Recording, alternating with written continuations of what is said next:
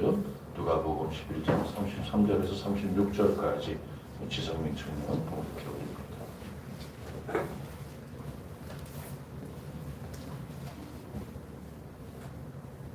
누구든지 등불을 켜서 등 속에나 말 아래에 두지 아니하고 등경 위에 두나니 이는 들어가는 자로 그 빛을 보려 하려 함이라. 내 몸의 등불은 눈이라. 내 눈이 성하면 온몸이 밝을 것이요 아니 나쁘면 내 몸이 어두우리라. 그러므로 내 속에 있는 빛이 어둡지 아니한가 보라. 내 온몸이 밝아 조금 더 어두운 데가 없으면 등불의 빛이 너를 비출 때와 같이 온전히 밝으리라 하시니라. 아멘. 감사합니다. 이번 주에 굉장히 기쁜 일이 있어서 또 몸의 컨디션에 이상을 가져온 분들도 좀 계시죠. 새벽잠을 설쳐가지고요. 예, 저도 그랬는데 좀 자고 일어나서 이제 보고 또 자려고 했는데 잠이 잘 안 오더라고요. 딘딘이라는 방송인이 있는데 그 친구가 예능에서 한 이야기가 무슨 16강이냐, 행복 돌리게 하냐, 잘하면 일무이패다, 3패 안 당하면 다행이다, 이런 식으로 얘기를 했다 그래요.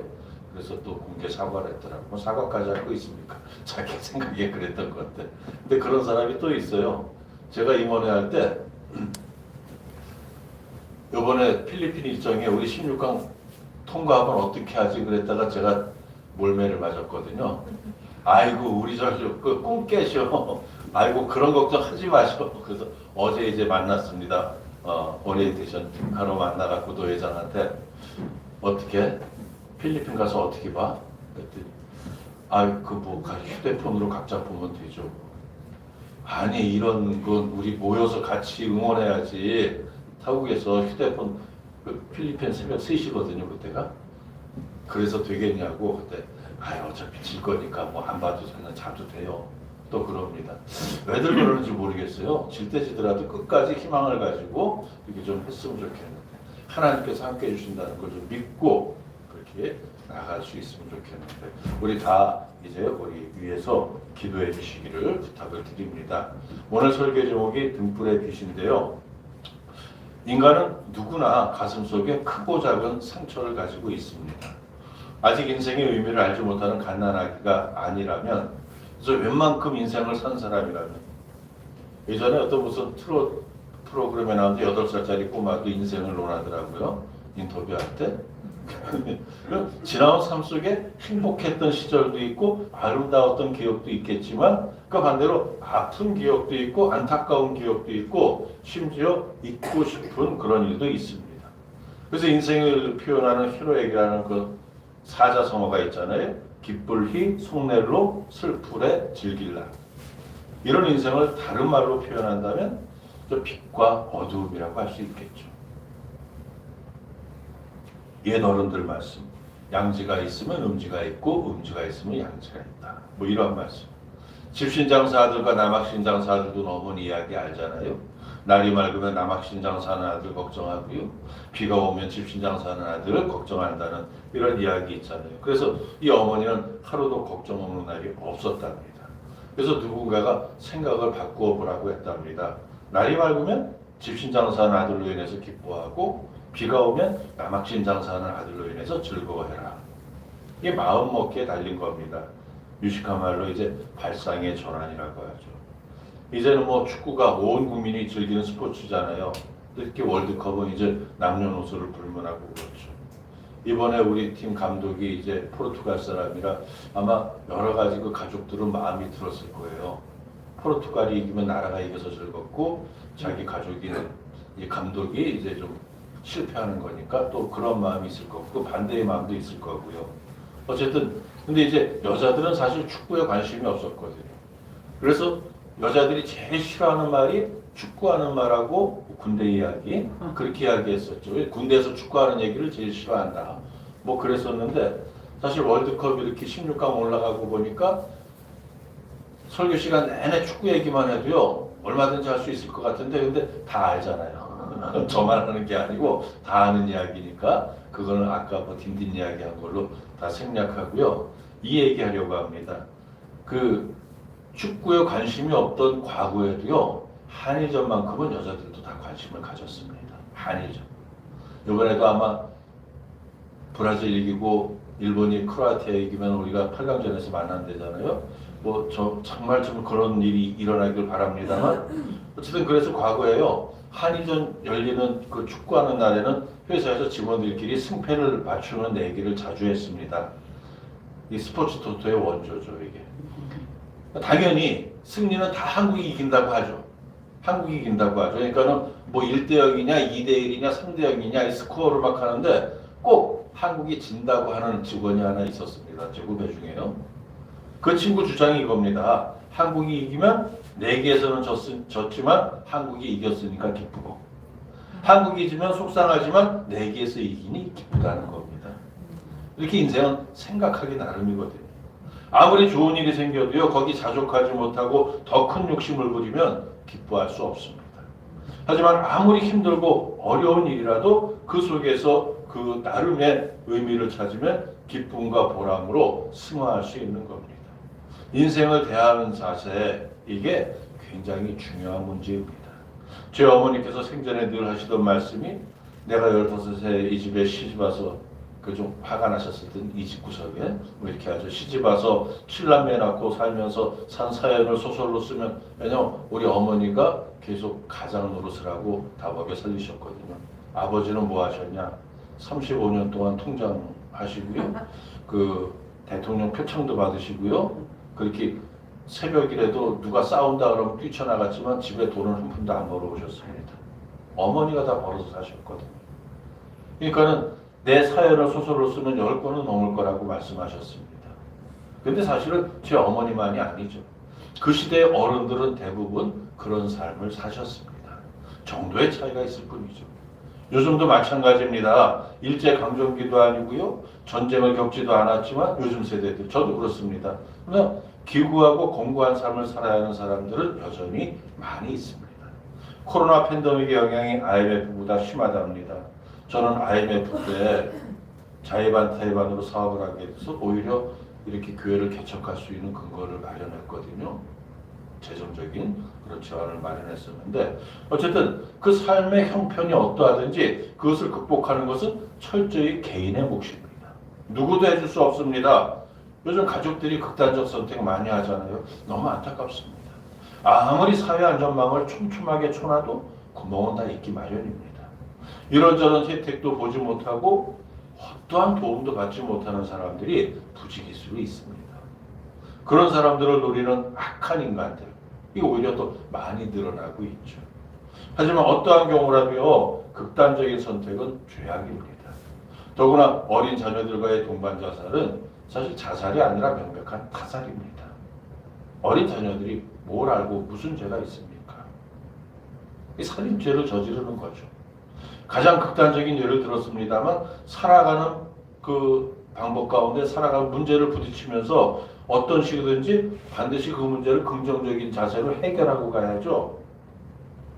그 문제를 깔끔하게 해결하지 않고 그냥 덮어두고 망각의 어둠 속에 던져버리고 뭐 아무리 그래도 시간은 간다 뭐 이러고 당장 보이지 않지만요. 결국 그것이 내면의 쓴뿌리가 되어서 자기 인성을 부정적인 방향으로 이끌어가게 됩니다. 그래서 많은 사람과 갈등하며 더 많은 상처들을 주고받는 겁니다. 어린 시절에 입은 상처가 많은 사람이 그 상처를 올바로 치유하지 못하고 묻어두면 더구나 그런 상처가 일회성이 아니라 반복되는 것이라면 성장하면서 점점 더 비추어져 가는 겁니다. 죄송합니다. 저걸 진동으로 하는 걸 잊었네요. 그래서 자녀들의 마음에 상처가 되는 일이 있을 때 그때 확실하게 풀어줘야 됩니다. 아니면 그 상처를 사단이 파고들어서 사정없이 헤집어 놓습니다. 그래서 감당할 수 없을 정도로 깊은 내상을 입게 되는 수가 있습니다. 그런 상처가 있는 사람은 세상을 온전한 눈으로 바라보지 못합니다. 사소하고 평범한 일에도 까닭 모를 피해의식에 사로잡히고 이유 없는 분노로 평정심을 유지하지 못하는 경우가 많이 있습니다. 이런 사람들은 특정 다수를 적으로 여기고 공격합니다. 이렇게 어린 시절이나 성장기의 상처를 제대로 치유하지 못한 사람들이 사회 부적응자가 되면 큰 문제가 생기는 겁니다. 이런 상처 덩어리가 사이코패스라는 이런 정신병적인 행동 양식으로 나타나게 되고, 그러면 때와 장소를 가리지 않고 주변을 불편하게 만들기도 합니다. 이 코로나 상황에서요, 지하철에서 마스크를 써달라는 요구에 과민 반응을 보이고요, 막 욕을 하고 폭행을 하고 이런 사람들 많이 있잖아요. 유튜브에 지하철 마스크 뭐 이렇게 마스크 폭행 뭐 이런 식으로 검색해 보세요. 그냥 별의별 영상이 다 있습니다. 이거 몇 개만 보면은요, 정말 이런 생각 듭니다. 삼천교육대를 다시 해야 되겠구나. 삼천교육대가 필요한 거 아닌가. 이런 생각까지 들 정도로요. 이런 사람들은 부정적인 측면으로 지나가면 이제 막가파와 같은 잔혹한 범죄자가 되기 십상입니다. 그럼 그 인생은 더할 수 없는 나락으로 떨어지고 마는 거죠. 이렇게 극단적인 상황까지는 아니라고 할지라도요, 어린 시절에 반복적인 상처를 치유하지 못하는 사람은 나이가 들어서도 그 문제를 달고 살게 됩니다. 그러니까 육체는 성장해도 정신은 자라지 못한 그 소위 말하는 어른아이의 행태를 보이는 일이 평범한 조직사회에서도 쉽게 찾아볼 수 있습니다. 단체로 짜장 먹자 그럴 때 나는 꼭 짬뽕 먹어야 된다 그러고, 단체로 짬뽕 먹자 그러면 나는 꼭 볶음밥 먹어야 된다고 하고, 그런 사람이 있거든요. 분명히 있습니다. 어느 단체든지요. 그래서 사소한 일에 잘 흥분하고 주변에 항상 적을 만드는 사람도 있고요. 그뿐 아니라 이 비상식적인 돌출 행동을 해서라도 유달리 관심을 받고 싶어하는 사람도 있죠. 이런 사람을 요즘 말로 관종이라고 합니다. 관심종자. 또 나이만 들었을 뿐 심리적인 면에서 어린아이의 투정을 벗어나지 못하고 있는 사람. 이런 사람이 우리 주변에 의외로 많습니다. 문제는 이런 유형의 사람들이 집단에서 따돌림을 당하는 일이 많다는 거죠. 평범한 사람들이 이런 사람들이 계속 받아주기에는 이들의 요구가 너무 버겁거든요. 너무 힘들거든요. 이렇게 모든 상황이 치유되지 못하고 잠재의식 속에 쌓여있는 상처가 부정적인 작용을 하는 겁니다. 그러나 아무리 오랫동안 심하게 헤집어진 상처라고 해도요, 아무리 깊고 넓게 그런 자란 깊은 골문 종기라고 해도요, 깨끗하게 치료할 수 있는 방법이 있습니다. 이 상처를 말끔하게 치료해줄 만병특효약이 있기 때문이죠. 그게 바로 우리 주님의 보혈입니다.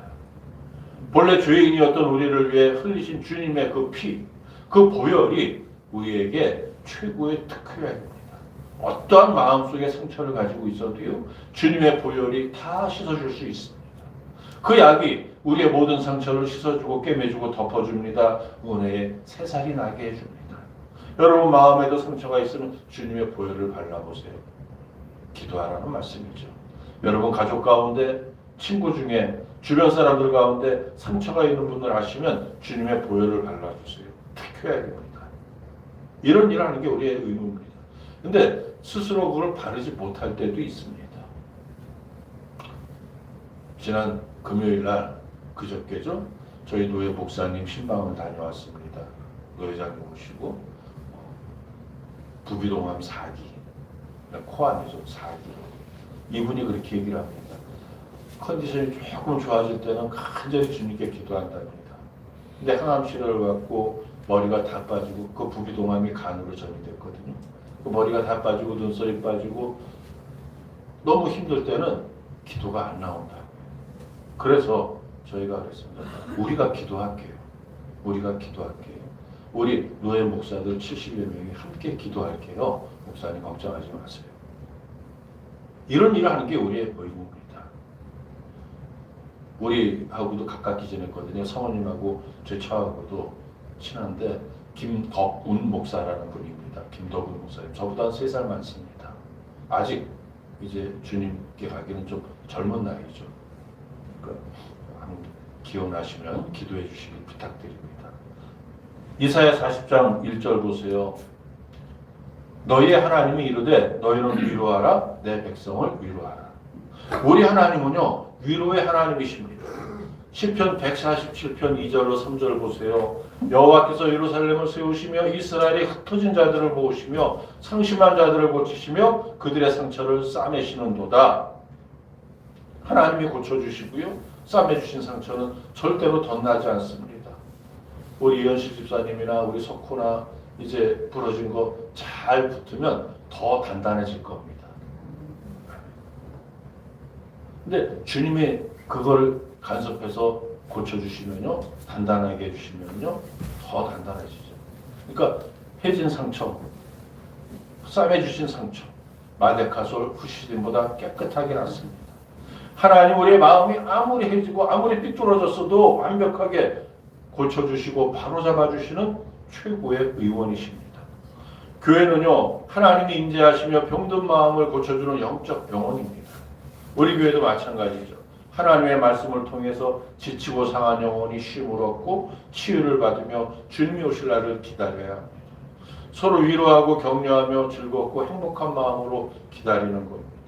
잘 기다리면 더 큰 칭찬을 들을 수 있는 소망의 기다림입니다. 대강절 절기를 보내는 우리가 주님을 잘 기다리기 위해서는 무엇을 어떻게 해야겠습니까? 이제껏 말씀드린 것 같이 그런 우리의 심령에 부작용이 없도록 우리의 몸과 마음을 항상 건강하게 관리해야 합니다. 그래서 우리의 삶이 세상 사람들에게 유익이 되어야 합니다. 그들의 앞길을 밝게 비춰주는 등불이 되고 빛이 되어야 합니다. 그게 오늘 우리에게 주신 말씀입니다. 오늘 말씀을 우리가 잘 이해하기 위해서요, 먼저 본문을 우리가 함께 쉬운 성경으로 읽어보겠습니다. 2장으로 되어 있습니다. 누구든지 함께 읽습니다. 등불을 켜서 지하실에 두거나 뒷방 안에 두지 아니하고 등잔 위에 올려놓아 사람들이 빛을 볼 수 있게 한다. 내 눈은 몸의 등불이다. 만약 내 눈이 성하면 내 온몸이 빛으로 가득 찰 것이다. 그러나 내 눈이 성하지 않으면 내 온몸이 어두움으로 가득 찰 것이다. 그러므로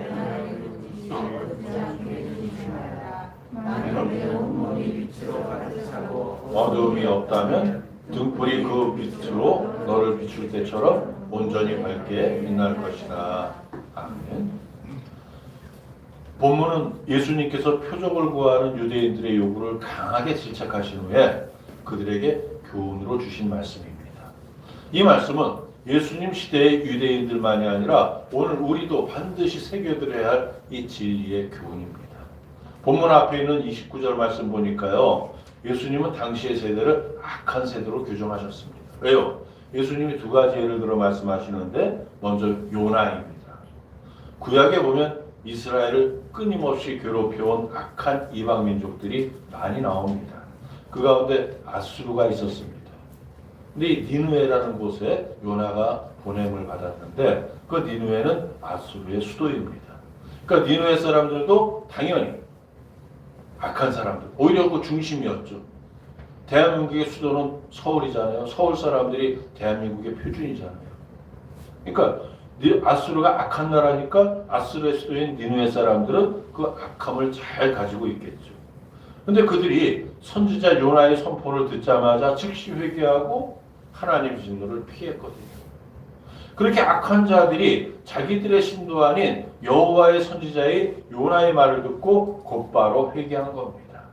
그렇다면 요나와는 비교할 수도 없는 권위를 가지신 하나님의 아들 예수님의 말씀을 듣는 자는 당연히 회개해야겠죠. 회개한 후에라도 또 다른 죄가 생각나거나 또 부지불식간에 죄를 짓는다면 10번, 100번이라도 회개해야 합니다. 근데 당시 유대인들은 그러지 않았거든요. 자기들 스스로를 의롭다고 여기면서 다른 이들을 정죄했습니다. 그러니까 약한 세대라고 할 수밖에 없었던 것이죠. 두 번째로 남방 여왕입니다. 구약성경 11기의 스바 여왕으로 나오는 사람인데요. 이 여인은 본래 하나님의 존재조차 모르던 사람인데 솔로몬 왕이 너무나도 지혜롭다는 소문이 나니까 그 지혜를 직접 눈으로 보고 듣기 위해서 땅끝에서 왔다고 합니다. 그 정도로 말씀에 간절한 사모함이 있었다는 게 이 구약성경의 기록이거든요.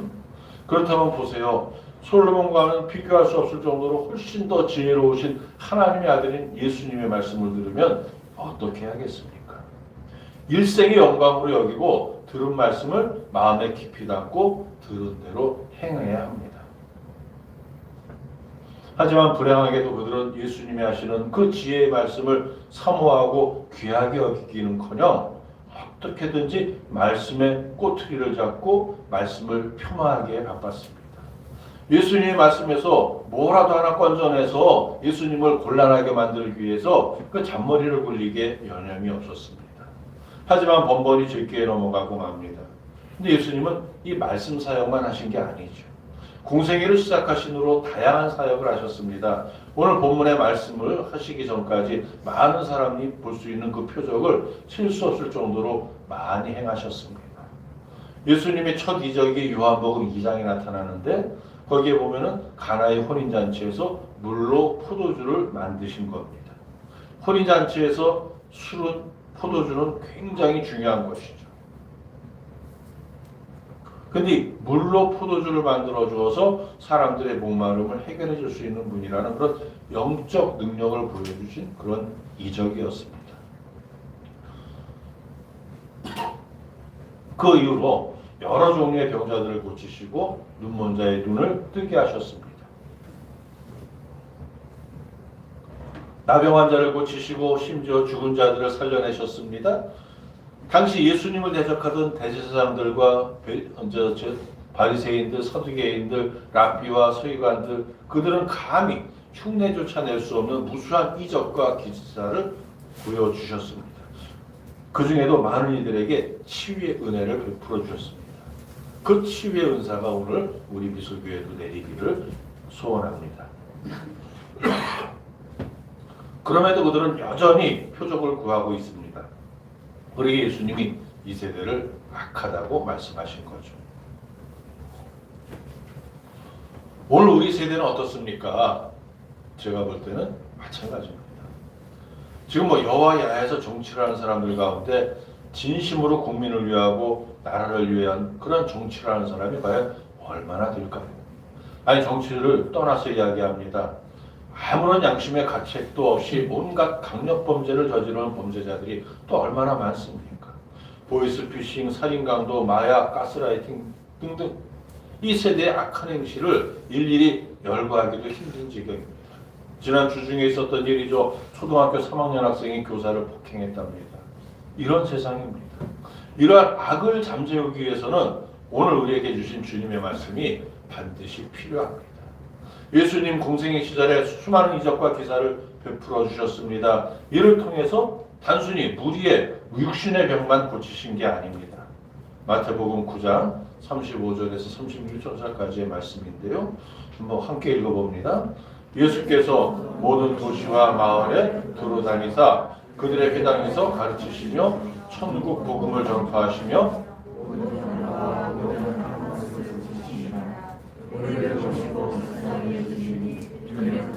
목자 없는 양과 같이 고생하며 기진함이라. 아멘. 목자 없는 양과 같이 떠돌 수밖에 없는 백성입니다. 수많은 상처로 영과 육이 온전하지 못한 불쌍한 백성들입니다. 그야말로 의지가지 없는 풀뿌리 민초들이었습니다. 하나님이 진정으로 사랑하시던 이들입니다. 앞에 그러나가 빠졌습니다. 풀뿌리 민초들인데 그러나 이들이 정말 하나님이 사랑하는 그러합니다. 하나님은 그들이 병고침을 받으면서 내면의 상처가 치유되고 이제 예수 그리스도의 권능 앞에서 진심으로 죄를 고백하고 영원히 치유받을 수 있기를 바라셨습니다. 이로 말미암아 구원의 길에 이르게 되기를 바라셨던 겁니다. 그 길이 하나님을 진정으로 기쁘시게 할 수 있는 길이었습니다. 이 세상에 가방끈이 길든 짧든 관계없이 영적으로 엘리트가 될 수 있는 코스였습니다. 우리 많은 사람들이 예수님의 제자들에 대해서 오해하고 있는 부분이 있습니다. 예수님의 12제자들에 대해서요. 그 제자들이 세상적으로 무식했다는 겁니다. 목사들도 그냥 편하게 설교할 때 그렇게 설교합니다. 무식한 제자들. 유대사회에서 가장 밑바닥 인생들이었다는 겁니다. 어떤 이들은 예수님의 제자들이 모두 무식한 갈릴리 출신의 어부들인 줄 압니다. 일자무식. 근데 아닙니다. 베드로와 안드레 형제, 야고보와 요한 형제만이 확실한 어부 출신이었고요. 동양인 빌립도 어부였을 가능성이 크니까 그까지 합하면 5명입니다. 어부는 이들밖에 없었습니다. 12명 중에요. 세리였던 마태를 비롯해서 다른 제자들은요, 그 나름 당대의 지식인들이었습니다. 세례 요한의 제자들도 있었고요, 또 열혈당 출신들도 많았습니다. 그런데 이 예수님의 12제자 그룹을 왜 그렇게 다 무식한 어부라고 이야기하냐? 그들은 별로 눈에 안 띄었거든요. 축구를 하다 보면 11명 중에서 눈에 띄는 선수들이 있고 눈에 안 띄는 선수들이 있잖아요. 다른 제자들은 별로 눈에 안 띄었던 겁니다. 소위 말해서 가방끈 긴 제자들은 눈에 잘 안 띄고요. 12제자 중에서 가장 중심에 서 있던 제자들이 바로 이 무식했던 어부 출신 제자들이었거든요.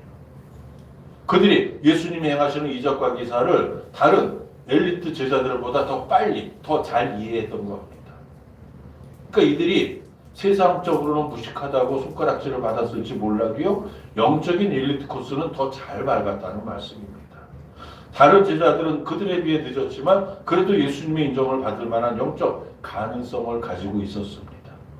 하지만 다른 유대인들, 특히 제사장과 서기관들과 바리새인들 같이 이 가진 자들은 예수님이 그 표적을 나타내고자 하는 그 진리를 깨닫지 못하고 있었습니다.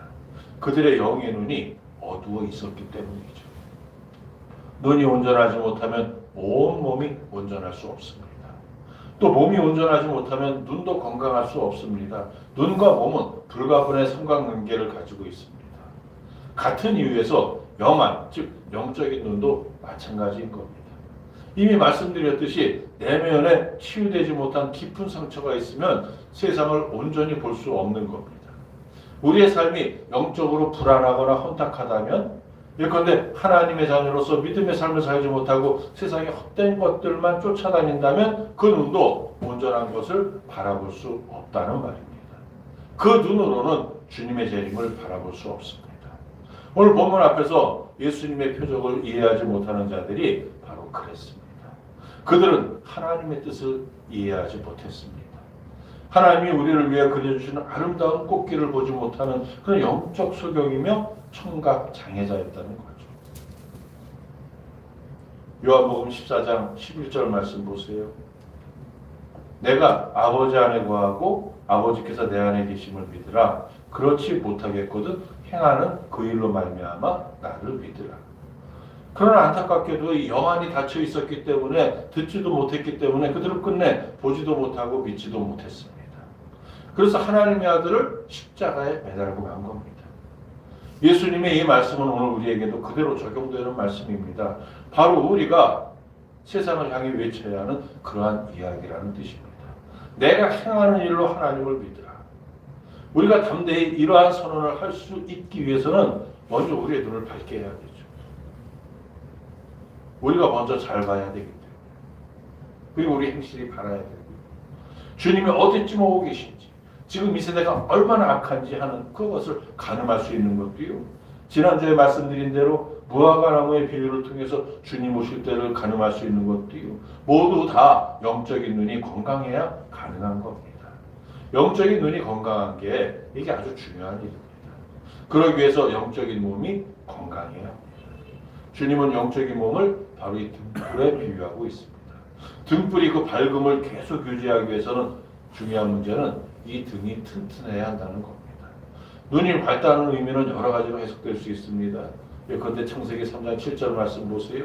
이에 그들의 눈이 밝아져 자기들이 벗은 줄 알고 무화과 나무 잎을 엮고 치마로 삼았더라. 여기 이에는 앞에 말씀, 즉 창세기 3장 1절에서 6절까지의 말씀을 받는 것인데요. 그 말씀을 요약하면 아담과 하와가 뱀의 꼬임에 넘어가서 하나님의 말씀을 어기고 선악과를 따먹은 것을 말합니다. 불순종의 죄를 짓고 선악과를 먹은 결과 눈이 밝아진 겁니다. 우리가 생각하기에 눈이 밝아졌다면 긍정적인 그런 의미일 텐데 여기서는 그렇지 않은 겁니다.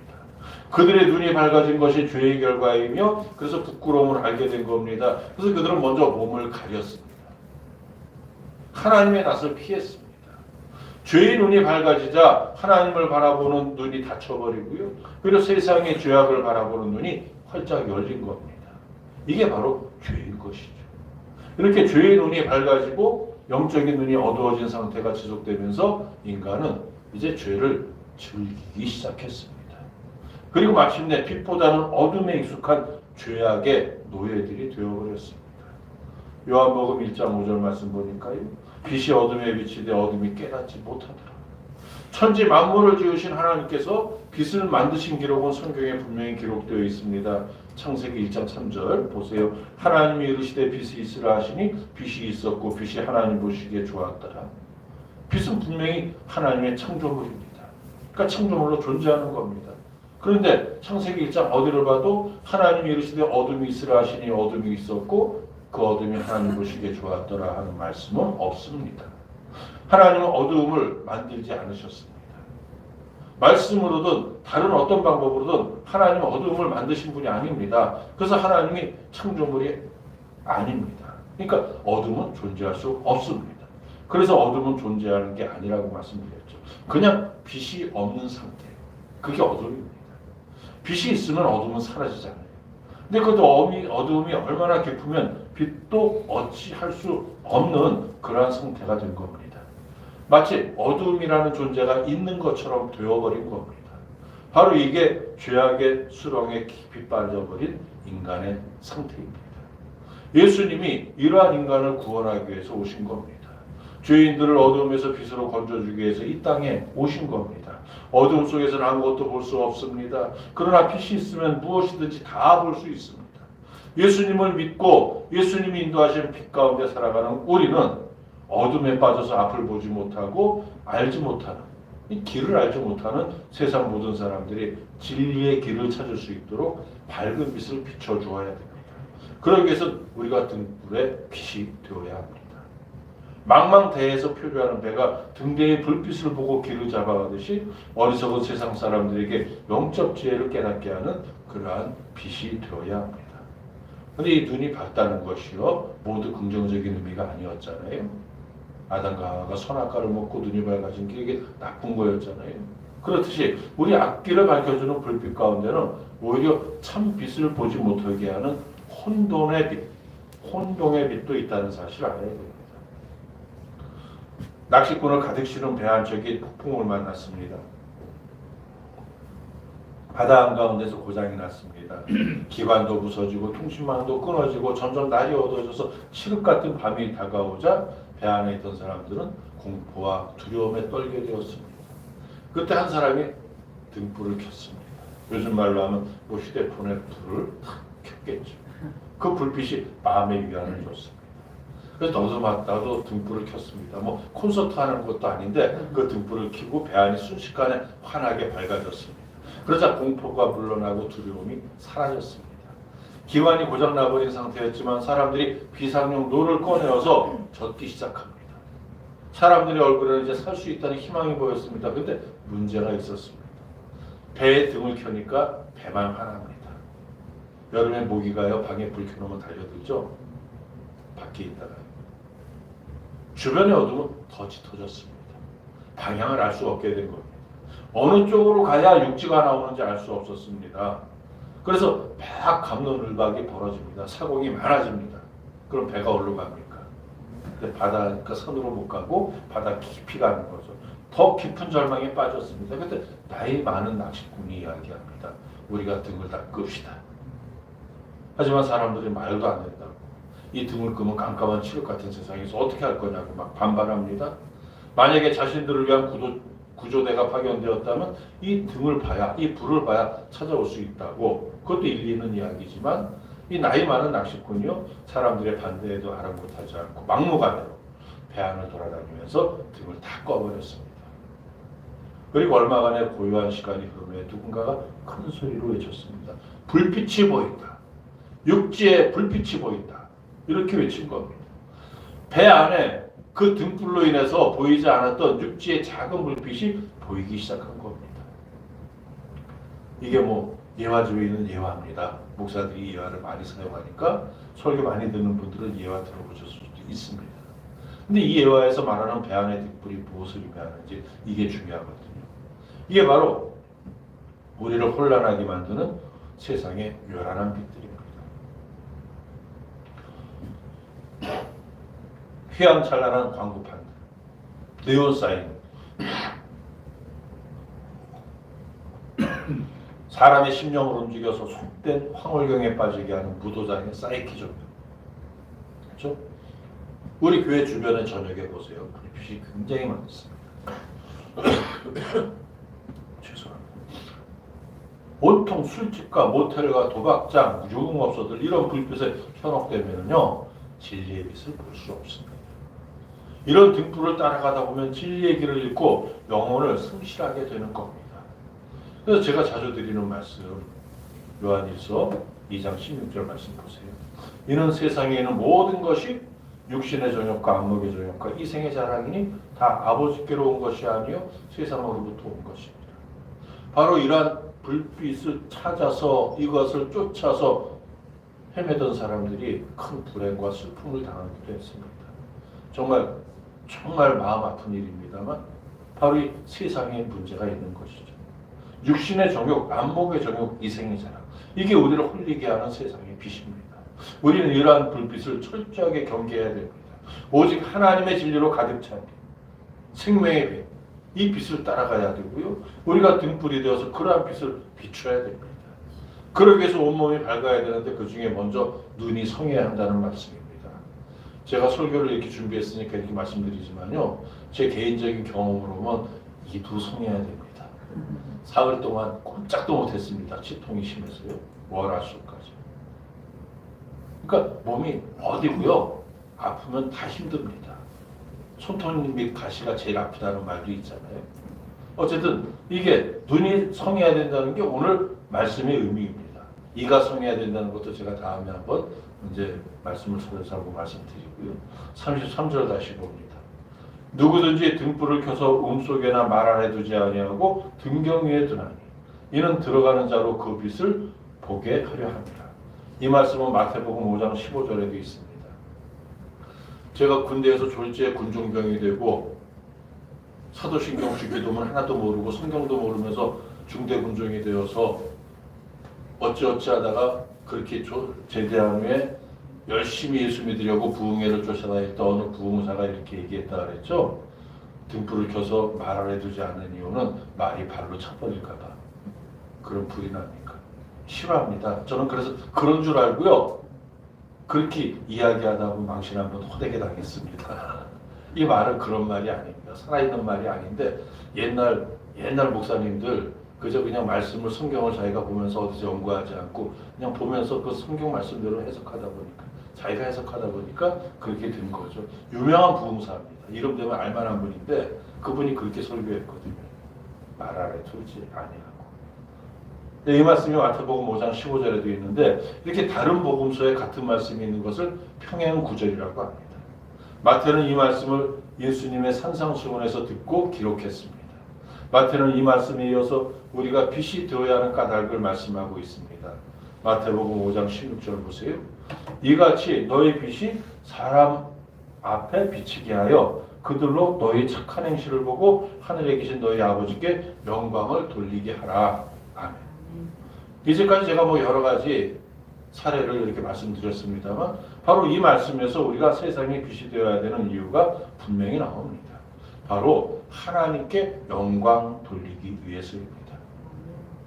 이게 영광 돌린다는 게 이제 좀 늘 써오던 표현인데 저는 그것보다 하나님께 영광을 올려드리기 위해서, 영광 드리기 위해서. 인간의 존재 이유가 뭐라 그랬습니까? 하나님을 영화롭게 하고 영원토록 그를 위하여 그를 즐거워하기 위함이다. 웨스트민스터 소요리 문답에 가장 먼저 나오는 말씀. 세례 문답하면서 다 배웠잖아요. 우리가 어두운 삶을 통해서 하나님께 영광 돌릴 방법은 전혀 없습니다. 물론 회심한 성도가 지내온 과거의 어두운 삶은 그 유익한 간증거리가 될 수 있겠죠. 과거에 이러이러히 살았는데 지금 회심해서 새 사람이 되었습니다. 그러나 그것은 주님의 보혈로 완전히 씻어진 성도가 고백하는 과거의 일이니까 그 이야기를 들을 가치가 있는 겁니다. 지금도 여전히 그렇게 사는 사람이 아무 거리낌 없이 죄와 법하며 어두운 삶을 즐기는 사람이 과거에 내가 이랬다면 나 과거에 이랬던 사람이야. 근데 자기 과시밖에 되는 게 아니거든요. 뉘우침이 없는 죄의 고백은 하나님의 자녀들이 들을 가치가 전혀 없는 이야기입니다. 아무리 교회 생활을 열심히 해도요. 교회 밖에서의 삶이 여전히 그런 과거와 연루되어 있다면 그는 참된 빛을 발할 수 없습니다. 딱 10년 전에 개봉해서 크게 성공했던 영화가 있습니다. 최민식과 하정우가 주연을 했는데요. 범죄와의 전쟁, 나쁜 놈들 전성시대. 좋게 말하면 액션 영화고요. 나쁘게 말하면 쉽게 말하면 그냥 사실대로 말하면 그냥 깡패 영화죠. 등장인물들은요 그냥 다 나쁜 놈들입니다. 그 등장인물들은 물론 그 검사도 나쁜 놈입니다. 다 나쁜 놈들입니다. 근데 그 중에도 나쁜 놈이었던 최민식의 일상생활이 그 영화 속에 몇 번 등장합니다. 집에서 가족들과 식사하는데 기도하는 모습, 식기도 하는 모습, 교회에서 가족들과 진지한 모습으로 표정으로 예배 드리는 모습. 감독이 무슨 의도로 이러한 모습을 끼워 넣었는지 모르겠지만 그런 믿음이 세상에서 온갖 나쁜 짓 깡패들하고 저지르면서 그렇게 교회에서 열심히 믿는, 그건 믿는 게 아니라 믿는 척하는 거죠. 그 믿음이 인정받을 수 있을까요? 그 기도를 하나님이 받아주실까요? 그런데 안타깝지만 이런 교인들이 실제 하는 게 현실입니다. 하지만 하나님을 믿는다고 하면서 의도적으로 행하는 법법 행위는요 기도로 용서받을 수 없습니다. 본문 35절 보세요. 그러므로 내 속에 있는 빛이 어둡지 아니한가? 혹시라도 아직 해결되지 않은 과거의 잘못이 있지 않느냐, 아직 회개하지 않은 숨겨진 죄가 있지 않느냐 잘 살펴보고 아직 남은 것이 있다면 지금이라도 그것부터 정리해라. 깨끗하게 정리해라. 이런 말씀이죠. 그런 것들이 말끔히 해결되어야 합니다. 그래야만 온전한 빛의 자녀가 될 수 있는 겁니다. 그런데 해결은 고사하고 과거의 죄 위에 죄를 더하고 있다면 그럼 과연 구원받은 성도라고 할 수 있을까요? 마지막 36절 말씀 보세요.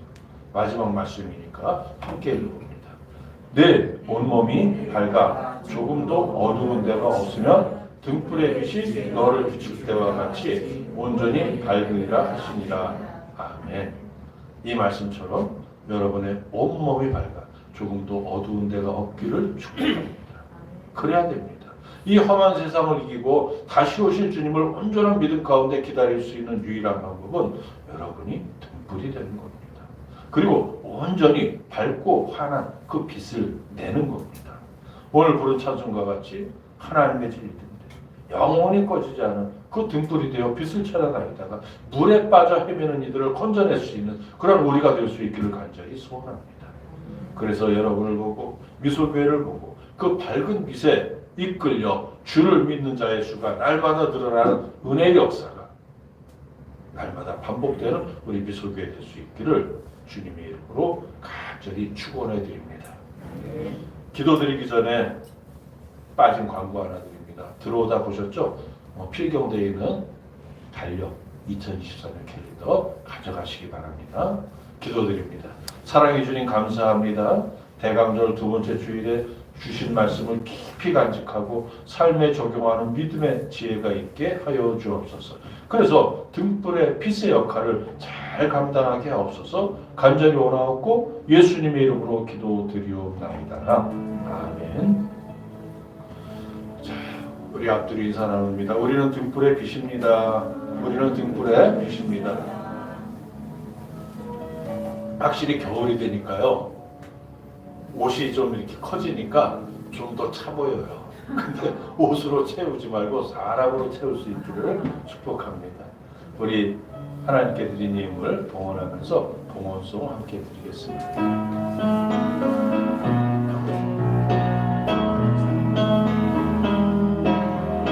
내 마음과 내 영혼의 소유를 주께 드리기 원합니다. 주여 내 모든 것을 받으시고 기뻐하소서. 나비로 낮고 천하 자라하여도 주께서 받으시나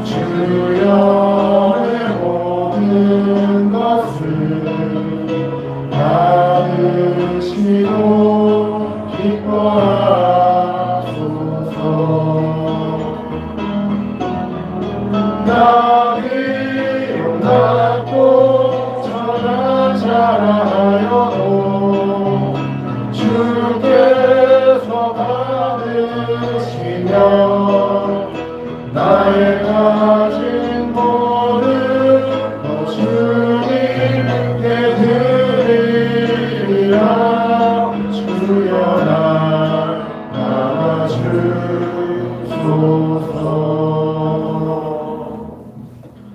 선하고 인자하신 하나님 아버지, 우리의 삶을 인도하시는 성령의 은혜로 분주한 일상 가운데도 대강절 두 번째 주일 예배에 나올 수 있었음을 고백하며 감사의 기도를 드립니다.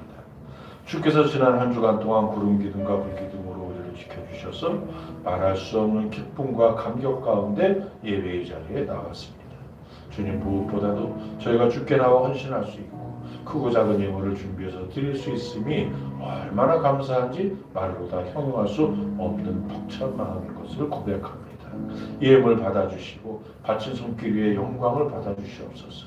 그리고 모든 헌신과 예물 위에 주님의 넘치는 복을 부어주옵소서. 성별하여 드린 11조 예물 위에 주님의 크고 놀라운 복이 함께 하시길 소원하오며 아버지 그 사업장 위에 주의 크신 복이 있기를 원합니다. 마땅히 드려야 하는 것이지만 주의 것이지만 드리지 못하게 방해하고 유혹하고 망설이게 하는 많은 상황들이 이 세상 가운데 있기에 이러한 예물의 결단이 더욱 귀한 것을 주께서 아시오니 큰 기쁨의 일로 응답하여 주옵소서. 감사의 예물, 소원 예물, 주일 헌금 모두 같은 은혜를 주시기를 원하옵고 기도를 드립니다. 성미를 드리는 가정이 함께 하시고 재물이 풍부하게 하여 주옵소서. 모든 예물 쓰이는 곳을 주께서 간섭하시어 영화롭게 하여 주옵소서. 감사하옵고 우리 주 예수 그리스도의 이름으로 기도하옵나이다. 아멘. 자리에서 일어나셔서 표의 수고 함께 드립니다.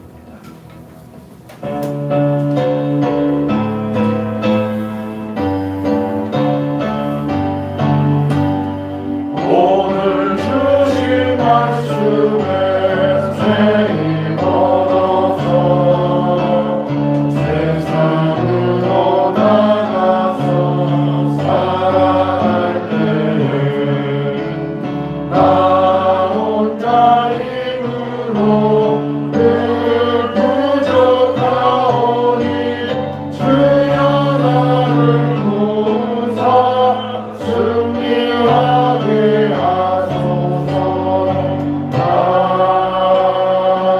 아멘. 내 온몸이 밝아 조금도 어두운 데가 없으면 등불의 빛이 너를 비출 때와 같이 온전히 밝으리라. 아멘.